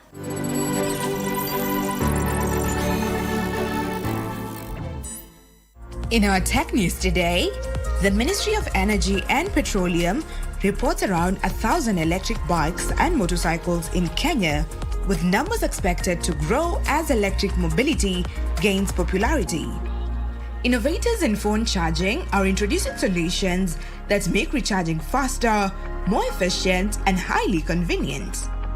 The use of solar hydrators offers a sustainable solution to mitigate Kenya's post-harvest losses, which contribute significantly to food insecurity and annual financial losses.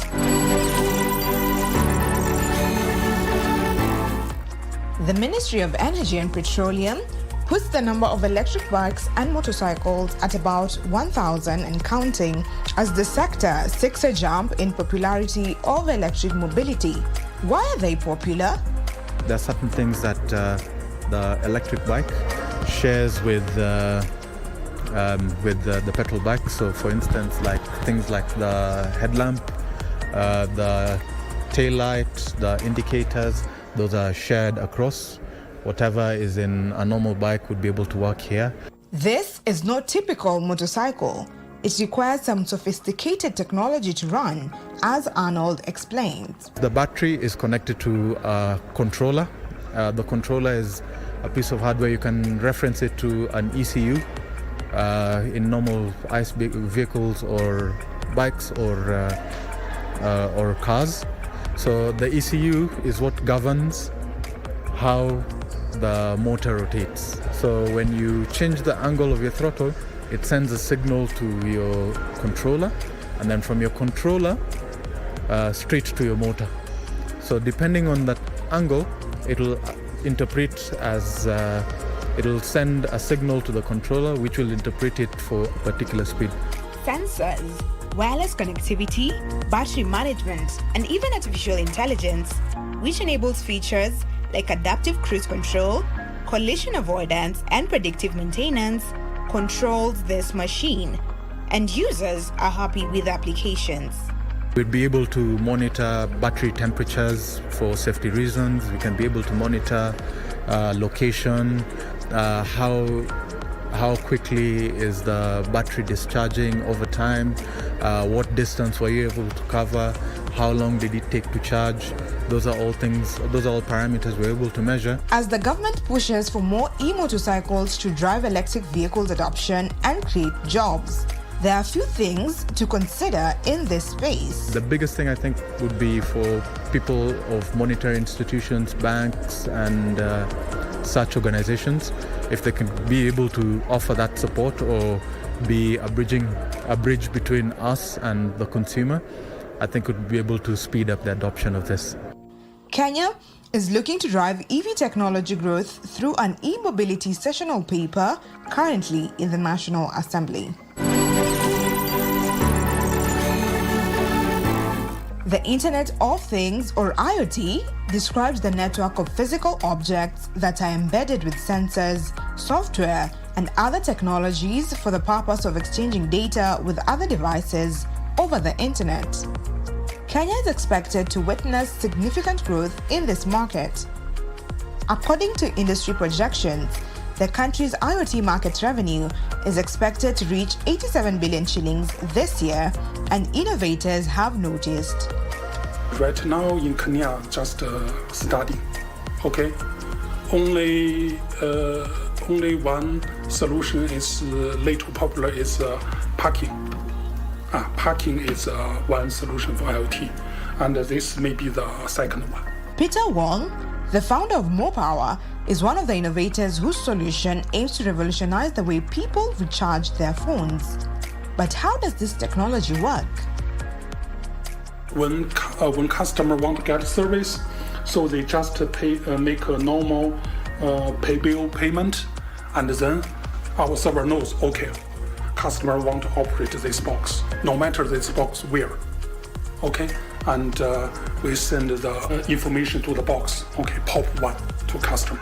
So if some customer take away after 24 hours, our call center will try to call them, communicate them, try to convince them to return back. This is only first my IoT solution. In the future, I want to introduce some others. And step by step, all customer history, the using history, I can record. If this customer, the record very good, I prefer to give this customer just take away use. We can calculate later. Wong hopes that in Kenya, very soon, IoT will increasingly enhance perceptions of the real world through portable, wearable, and even implantable devices, blending digital information with physical surroundings. According to the Ministry of Agriculture, post-harvest losses is a major contributor to declining food security in the country, noting that the losses are estimated in the range of 30 to 40%, translating to a loss of 72 billion shillings annually from across a diverse of value chains. This is where James Nyamae comes in. With a background in engineering, Nyamai was able to come up with an innovation that is quickly becoming of interest among farmers. How this technology works is that we have developed it in such a way that it uses the normal heating system using the sun. But we have enhanced that using UV-treated poly to tap the heat from the sun and then be able to dehydrate. The difference lies in traditional solar dryers will only be able to dry during the sunny season. That's it. At night, you cannot be able to dehydrate because it gets cold, and the products, if you leave them inside, they are hygroscopic. They will reabsorb back the moisture. It has a heating system attached to it. Now that heating system will automatically supply hot air into the drying unit to be able to dry. You can be able to monitor the temperatures, be able to set the ideal temperature for whatever product that you are drying. Different products will dry at different temperatures. This is a made in Kenya thing. And it takes time before farmers can be able to adopt something that is local. And most people have that confidence with something that is imported as opposed to something that is made locally. Currently, the government is also deploying other post-harvest management strategies through the support of partners such as the Food and Agriculture Organization, FAO.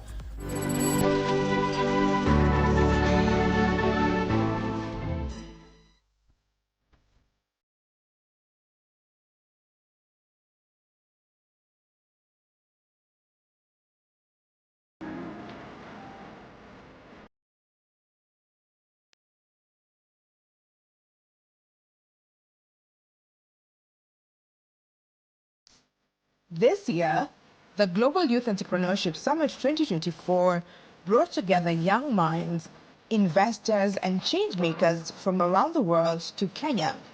Here, Kenyan entrepreneurs had the chance to learn, connect, and explore solutions tailored to local challenges. Youth Business International, SOMO, and CAP Youth Empowerment Institute are empowering Kenya's underserved youth. Through essential training, mentorship, and funding opportunities, these organizations help entrepreneurs turn their ideas into sustainable businesses. CAP, it's also called CAPIA in short. We train young people and we support them so that they can find opportunities to earn a living. And normally they take two pathways, either a job, we train them and link them to a job opportunity, or increasingly these days, we train young people also and they set up their own small businesses. Our training package includes both pathways during training, but after training, those who choose to go into business are able to specialize different businesses.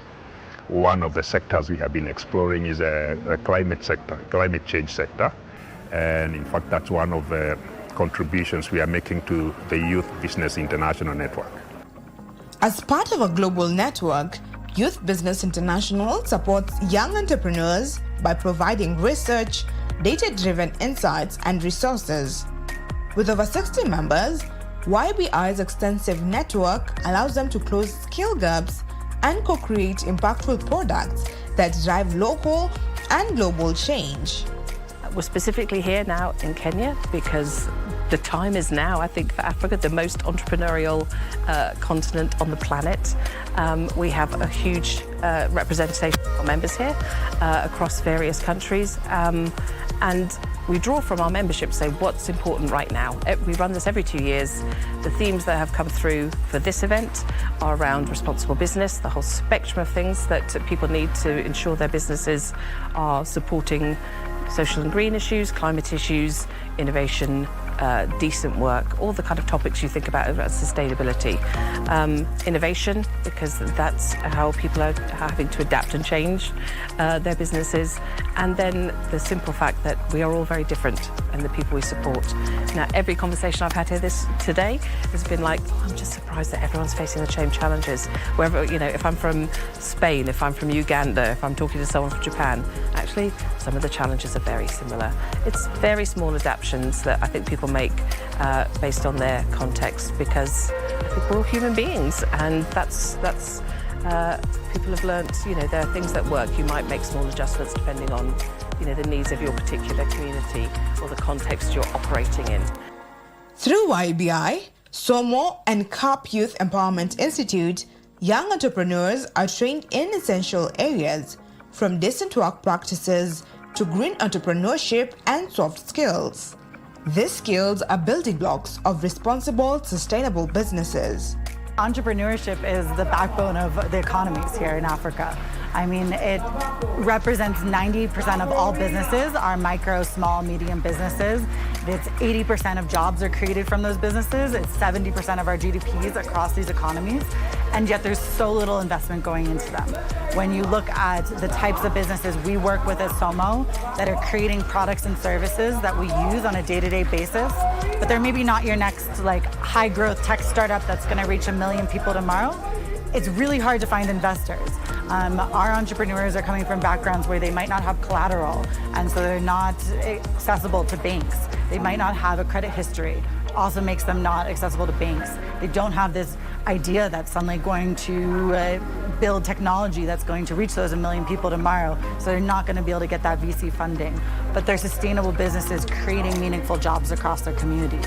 Our businesses on average, 4 years post-investment, are creating 11 direct jobs. If you multiply that by all the businesses we work with, that hundreds of thousands of jobs that we can create if we get enough capital actually going in this direction. Kenya's youth are pioneering sectors like fintech, agritech, and the circular economy. With support from YBI, SOMO, and CAP Youth Empowerment Institute, they are harnessing technology to address local challenges and drive economic growth.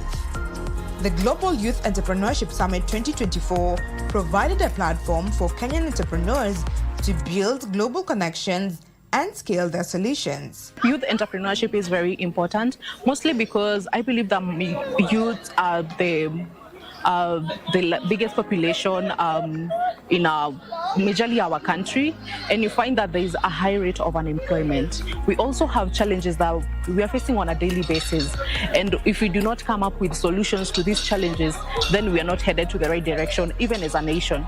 So encouraging young entrepreneurs to venture into entrepreneurship and coming up with solutions, solving our own problems by coming up with our own solutions for our own problems. That's why I think actually youth entrepreneurship is actually the future of our country, if not the whole world. Here, they gain valuable insights from international mentors, opening doors to investment and global partnerships.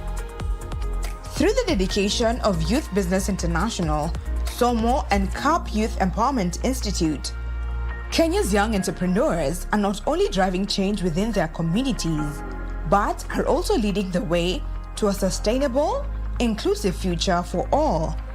For Kenya, for the future, for youth entrepreneurship. One of the summit's highlights was the Global Young Entrepreneur of the Year Awards. This year, Adezek Pabula, founder of FarmSpeak Technology, was honored for her work revolutionizing agriculture in Nigeria. What exactly do you do? So at FarmSpeak, we are an agri-tech startup that is helping livestock farmers in Africa stay ahead of climate change while maximizing profits. And what we are also trying to do at FarmSpeak is to bridge the technological divide among smallholder livestock farmers, and then help them have access to modern tools that is affordable to boost their productivity and stay ahead of climate change. So we do this with two different ways. We have a software solution that digitizes their operations and help them diagnose their poultry diseases and get linked to veterinary doctors. Then we also have a hardware device that leverages IoT and sensors technology to monitor and control the climate. So it monitors things like parameters like temperature, humidity, air quality, the CO2 level, ammonium level, and also helps them manage their water usage and energy usage in their farms. and then not just monitoring, also controls. So an example is, I'm currently here in Kenya right now, and I have a farm at home in Ogun State. If my poultry house is overheating and these birds are not at the optimum environment, it turns on the fans on my behalf. And then if they're underheated, which means they are cold, it turns on a clean heating source for me. One thing we try to do at FarmSpeak is take away farmers from using charcoal to using a clean source of energy that is affordable. You can't do anything without innovation. It's a key driver. Today, every one of us is talking about the wearable VR glasses by Google. We are all wowed. The launch was superb. And this got even young innovators thinking that the people behind these innovations are superhumans, which literally it's not true. So innovation is key to every business because it helps you move from point A to point B. It helps your business move faster. It streamlines your business operation and then sets you apart from your competitors who are actually not innovative. What do you think about these innovative businesses that we have shown you today? Tell us your thoughts and what you think can be done in order to support them further. The hashtag to use again is TechOnTech at KBC Channel 1. My name is Stephanie Ayata. I will see you next week, same time, same place. Until then, let's keep it tech. Adios.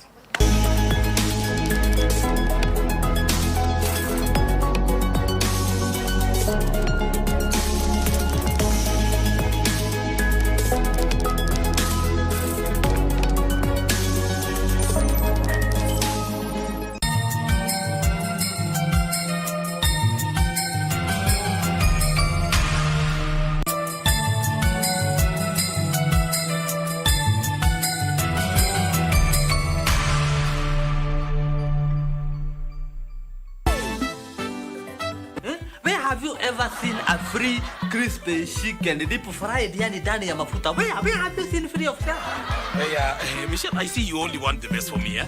How's that? You see, Michelle, I've been chasing you for close to a kilometer now. If I do that every morning, I'll be in a very good shape in a very short period of time.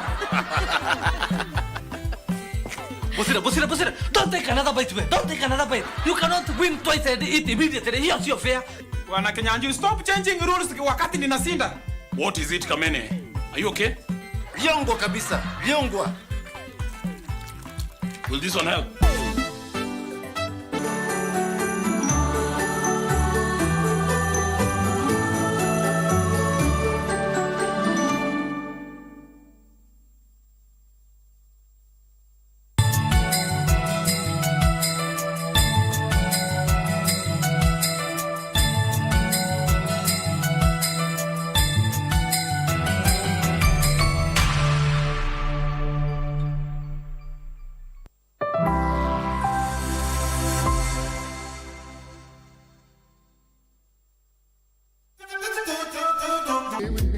Listen to the radio.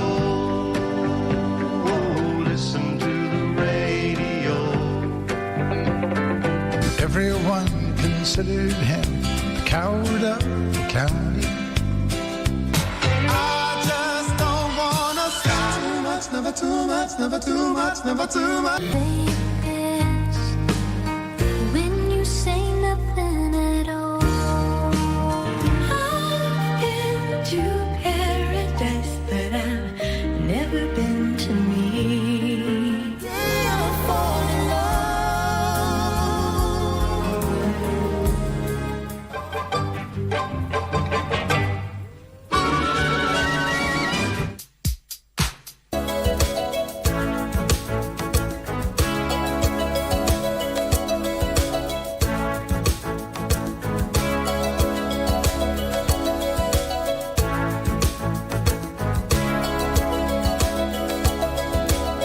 I hear the drums echoing tonight, and she hears only whispers of some quiet conversation.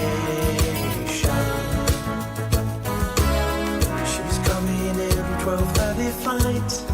The moonlit wings reflect the stars that guide me towards salvation. I stopped an old man along the way, hoping to find some old forgotten words or ancient melodies. He turned to me as if to say, hurry boy, it's waiting there for you. Gotta take a lot to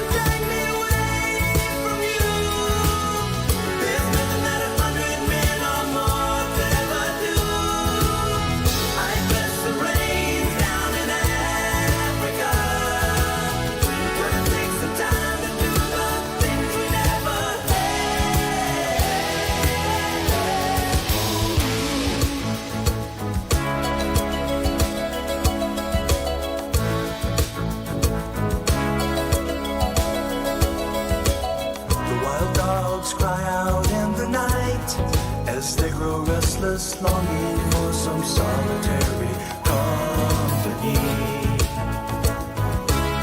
I know that I must do what's right, sure as Kilimanjaro rises like Olympus above the Serengeti.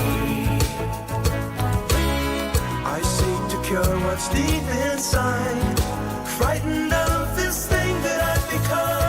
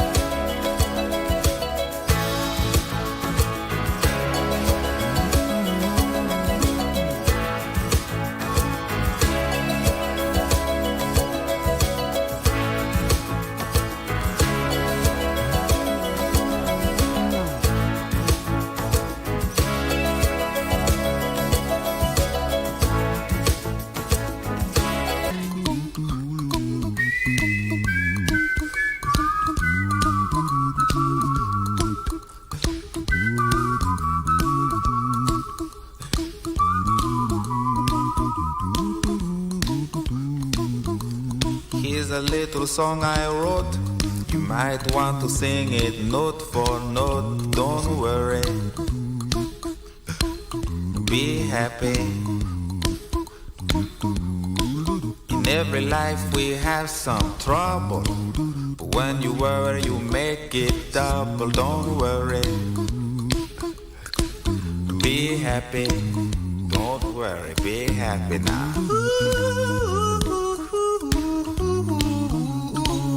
Don't worry,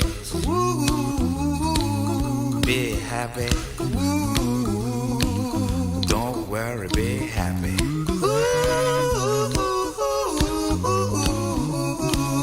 Don't worry, be happy. Don't worry, be happy. Ain't got no place to lay your head.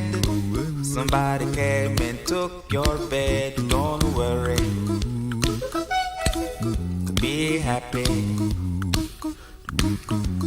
The landlord say your rent is late. He may have to litigate. Don't worry, be happy.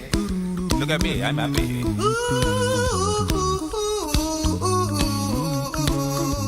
Don't worry, be happy. I give you my phone number. When you're worried, call me. I make you happy. Don't worry, be happy.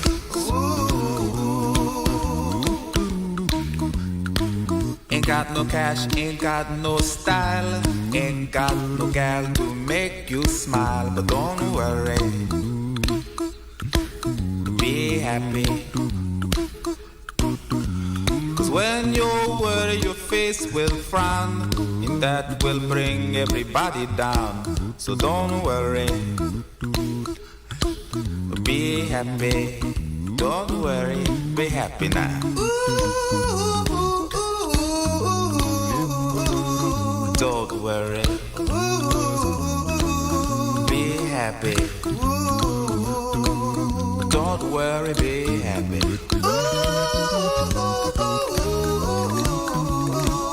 Don't worry, be happy. Don't worry, be happy. Don't worry, don't do it. Be happy. Put a smile on your face. Don't bring everybody down like this. Don't worry. It will soon pass, whatever it is. Don't worry, be happy.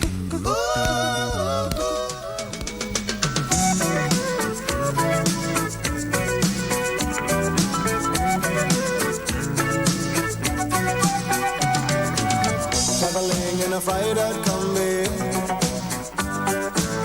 on a hippie trailhead full of zombies. I met a strange lady, she made me nervous. She took me in and gave me breakfast. And she said, do you come from a land down under? Where women go and men wonder. Can't you hear the thunder? You better run, you better take cover.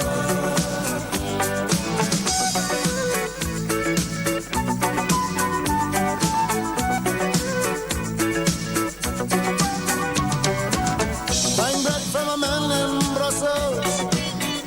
He was 6'4" and full of muscle. I said, do you speak my language? He just smiled and gave me a Vegemite sandwich. And he said, I come from a land down under. The Peters flow and Mentioner. Can you hear the thunder? You better run, you better take